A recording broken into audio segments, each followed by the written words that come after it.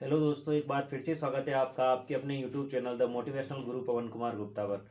दोस्तों, कल हम लोगों ने साधारण विधेयक, धन विधेयक और वित्त विधेयक के बारे में पढ़ा था। आज हम पढ़ते हैं, आइए, संविधान संशोधन विधेयक के बारे में कि संविधान संशोधन विधेयक क्या है, कैसे ये लागू किया जाता है, इसके बारे में आज चर्चा करते हैं। संविधान संशोधन विधेयक अनुच्छेद 368। भारतीय संविधान एक लिखित संविधान होते हुए भी काफी परिवर्तनशील है। संविधान में केवल कुछ ही उपबंध है जिनमें परिवर्तन के लिए एक विशेष प्रक्रिया को अपनाया जाता है।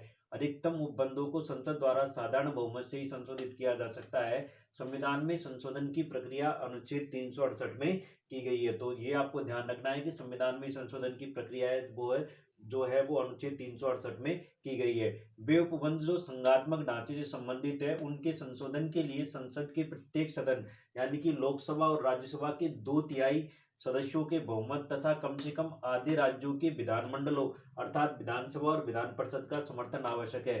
अब बात करते हैं ऐसे कौन कौन से उपबंध है जिनके लिए लोकसभा और राज्यसभा के 2/3 बहुमत और विधानमंडलों के विधानसभा और विधान परिषद के कम से कम आधे से ज्यादा राज्यों का समर्थन आवश्यक है। वो ऐसे उपबंध कौन कौन से, उनकी चर्चा करते हैं। ऐसे उपबंध में पहला उपबंध आता है राष्ट्रपति का निर्वाचन और निर्वाचन की रीति, जो अनुच्छेद 54 और 55 में वर्णित है। दूसरा आता है संघ की कार्यपालिका शक्ति का विस्तार, जो अनुच्छेद 73 में आता है। तीसरा है राज्य की कार्यपालिका शक्ति का विस्तार, जो अनुच्छेद 162 में आता है। चौथा है संघ राज्यों के क्षेत्रों के लिए उच्च न्यायालय, जो अनुच्छेद 241 में आता है। पांचवा है संघ की कार्य न्यायपालिका, जो अनुच्छेद 124 से लेकर के 147 में वर्णित है। छठा है राज्यों के उच्च न्यायालय, जो अनुच्छेद 214 से लेकर के 231 में वर्णित है। सातवां है संघ व राज्यों के बीच विधायी शक्तियों का वितरण, जो अनुच्छेद 245 से 255 में वर्णित है।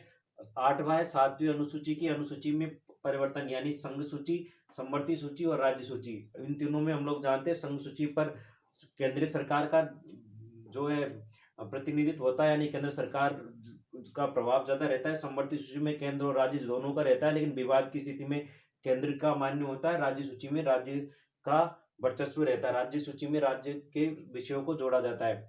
अनुच्छेद अनुच्छेद 368 के उपबंध। नोट, संविधान संशोधन विधेयक जब दोनों सदनों द्वारा पारित होकर या आवश्यकता अनुसार राज्य की विधानसभाओं द्वारा भी समर्थित होकर राष्ट्रपति के पास जाता है, तो राष्ट्रपति इस पर अपनी सहमति प्रदान करने के लिए बाध्य है। लेकिन यदि किसी एक संसद द्वारा भी इसको अस्वीकृत कर दिया जावे, तो दोनों सदनों के संयुक्त अधिवेशन का प्रावधान नहीं है, फलतः संशोधन विधेयक का अंत हो जाता है। कहने का मतलब क्या है कि यदि अगर दोनों सदनों में से किसी एक सदन ने भी अगर स्वीकृत कर दिया, तो संविधान संशोधन विधेयक है वो पारित नहीं होगा। तो कैसी लगी आज की क्लास दोस्तों? आज हम लोगों ने पढ़ा संविधान संशोधन विधेयक के बारे में। अगर क्लास अच्छी लगी हो तो ज़्यादा से ज़्यादा लाइक कीजिए, शेयर कीजिए और अपने बहुमूल्य सुझाव कमेंट सेक्शन में ज़रूर दीजिए। धन्यवाद दोस्तों।